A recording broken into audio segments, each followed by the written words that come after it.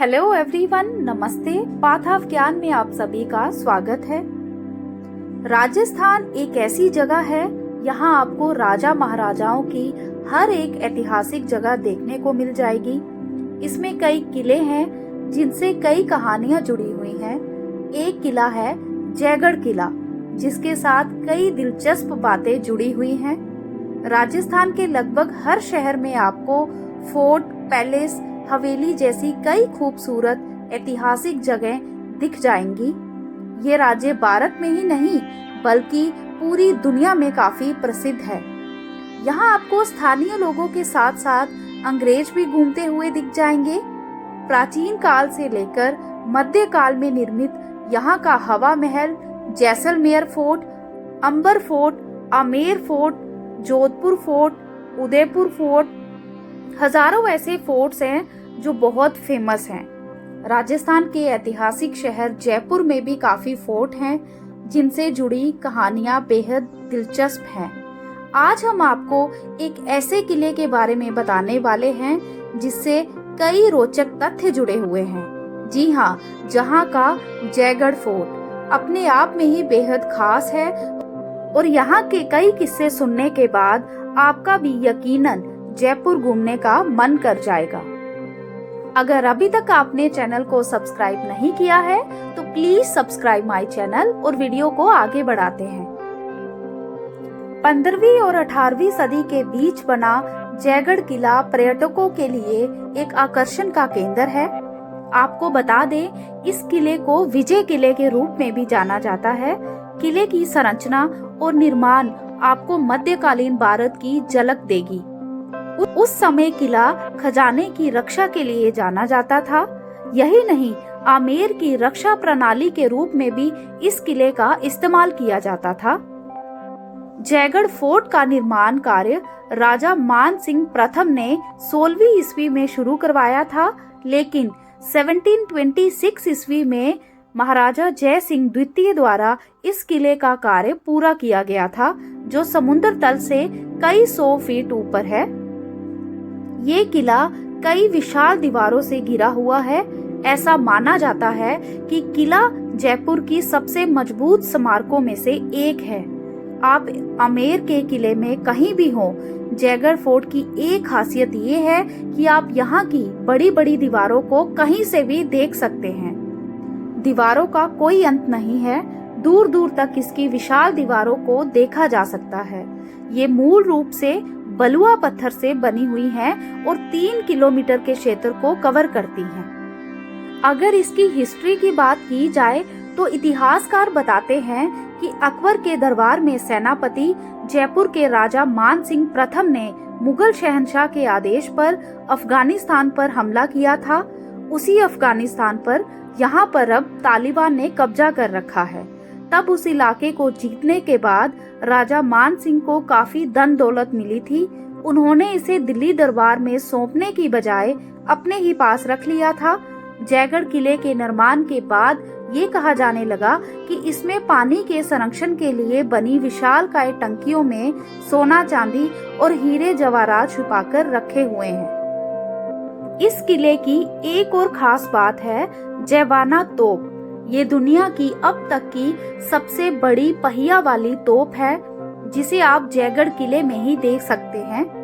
किले में ही तोप का निर्माण किया गया था, लेकिन दिलचस्प और हैरत करने वाली बात ये है कि ये तोप चाहे कितनी भी बड़ी क्यों नहीं है, उस समय लड़ाई के दौरान इस तोप का कभी भी इस्तेमाल नहीं किया गया। और अब आपको जयगढ़ किले और इंदिरा गांधी के साथ इसके संबंध के बारे में बताते हैं। अपने सुनहरे दिनों के दौरान ये किला आमेर फोर्ट की रक्षा के रूप में खड़ा था, लेकिन उस दौरान ये फोर्ट अपनी कुछ रोचक चीजों के लिए फेमस हुआ था, जिसे कई लोग अफवाह भी मानते हैं। 1977 में आपातकाल के दौरान ये किला राजनीतिक उथल पुथल के बीच भी काफी रहा था। उस समय एक ऐसी सूचना फैली थी कि इस किले की टंकियों और परिसर में भारी मात्रा में खजाना छिपा हुआ है। ये सुनने के बाद तत्कालीन प्रधानमंत्री श्रीमती इंदिरा गांधी ने तलाशी अभियान शुरू करवाया। उस दौरान गायत्री देवी, जेल में थी और इंदिरा गांधी को भी वो समय खजाना ढूंढवाने के लिए सही लगा। लेकिन ये बहस अभी भी बनी हुई है कि क्या इंदिरा गांधी को खजाना मिला था या तलाशी अभियान व्यर्थ रहा था। इमरजेंसी के दौरान जयगढ़ किले में 5 महीने तक चली खुदाई के बाद इंदिरा गांधी सरकार ने भले ही ये कहा हो कि कोई खजाना नहीं मिला, मगर जो सामान बरामद बताया गया उसे जिस तरीके से दिल्ली भेजा गया वो कई सवाल छोड़ गया। 25 जून 1975 को देश में इमरजेंसी लगाई गई थी। आपातकाल के दौरान स्वर्गीय संजय गांधी बहुत एक्टिव थे और जयपुर में ये बात आम हो चली थी कि संजय गांधी की निगरानी में ये सब कुछ हो रहा है और गड़ा हुआ धन इंदिरा गांधी ले जाएंगी। एक बार संजय गांधी अचानक अपना छोटा विमान उड़ाकर संगानेर हवाई अड्डे पहुंचे। तब अफवाह फैल गई कि जयगढ़ में दौलत मिल गई है और संजय गांधी विमान लेकर जयपुर दौलत बटोरने पहुंच गए हैं। सेना के आला अफसर 1-2 बार निरीक्षण के लिए जयगढ़ आए और आसपास हेलीकॉप्टर से लैंडिंग की, तो ये अफवाह भी फैली कि जयगढ़ में दौलत मिल गई है और सेना के हेलीकॉप्टर इंदिरा गांधी और संजय गांधी के आदेश पर माल को दिल्ली ले जाने के लिए आए हैं। खुदाई पूरी होने के बाद ये बताया गया कि महज 230 किलो चांदी और चांदी का सामान ही मिला है। सेना ने इन सामानों की सूची बनाकर और राज परिवार के प्रतिनिधि को दिखाई और उनके हस्ताक्षर लेकर सारा सामान सील कर दिल्ली ले गई। ट्रकों का काफिला जब दिल्ली लौटने लगा तो एक नए सिरे से अफवाह फैल गई कि जयपुर दिल्ली का राजमार्ग पूरे दिन बंद कर दिया गया और सेना के ट्रकों में जयगढ़ का माल छुपाकर ले जाया गया। बताया जाता है कि इंदिरा गांधी और संजय गांधी के आदेश अनुसार दिल्ली छावनी में रखा गया। इसी दौरान पाकिस्तान के जुल्फिकार अली भुट्टो ने अपना हिस्सा मांगा था। 11 अगस्त 1976 को भुट्टो ने इंदिरा गांधी को एक पत्र लिखा कि आपकी सरकार जयगढ़ में खजाने की खोज कर रही है। इस बात पर उन्होंने कहा कि पाकिस्तान अपने हिस्से की दौलत का हकदार इस कारण है कि विभाजन के समय ऐसी किसी भी दौलत की अविभाजित भारत को जानकारी नहीं थी। विभाजन के पूर्व के समझौते के अनुसार जयगढ़ की दौलत पर पाकिस्तान का हिस्सा बनता है। भुट्टो ने लिखा था कि पाकिस्तान को ये पूरी आशा है कि खोज और खुदाई के बाद मिली दौलत पर पाकिस्तान का जो हिस्सा बनता है वह उसे बगैर किसी शर्तों के दिया जाएगा। इंदिरा गांधी ने अगस्त में आई भुट्टो की चिट्ठी का जवाब ही नहीं दिया। इसके बाद आयकर, केंद्र सार्वजनिक निर्माण विभाग और अन्य विभिन्न विभागों को जब खोज में कोई सफलता नहीं मिली तो इंदिरा गांधी ने खोज का काम सेना को सौंप दिया।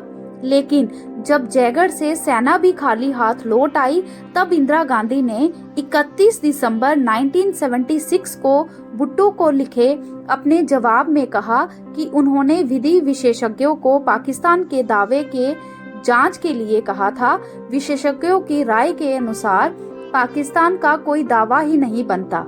इंदिरा गांधी ने ये भी लिखा था कि जयगढ़ में खजाने नाम की कोई भी चीज नहीं मिली, लेकिन अरबी पुस्तक तिलिस्मात-ए-अंबरी में लिखा है कि जयगढ़ में 7 टंकों के बीच ये दौलत छिपाई गई है। शायद इसी किताब के हवाले से भी पाकिस्तान ने दावा किया होगा, मगर सरकार ने स्पष्ट तौर पर मना किया कि उन्हें किले से कोई भी खजाना नहीं मिला। तब सवाल ये उठा कि खजाना नहीं मिला तो गया कहाँ? कई लोगों ने RTI लगाकर सरकार से खजाने के बारे में जानना चाहा, लेकिन विभागों द्वारा इस संबंध में उनके पास कोई सूचना न होने का हवाला हर बार दिया जाता रहा। हालांकि आपातकाल में खजाने की खोज के लिए केंद्र ने 25 फरवरी 1976 को इसे राष्ट्रीय स्मारक घोषित कर दिया था। बाद में ब्रिगेडियर भवानी सिंह के प्रयासों से मई 1982 से ये किला दोबारा राज परिवार की संपत्ति बन गया।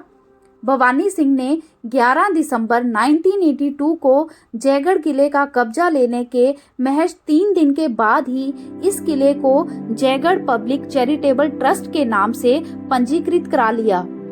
27 जुलाई 1983 को किला सार्वजनिक हो गया, लेकिन आज भी इस खजाने को लेकर कई सारी चर्चा और कहानियां चलती रहती हैं। आपको ये वीडियो कैसी लगी प्लीज हमें कमेंट करके जरूर बताएं और ऐसी ही अमेजिंग वीडियोस के लिए please subscribe our channel. Thank you so much.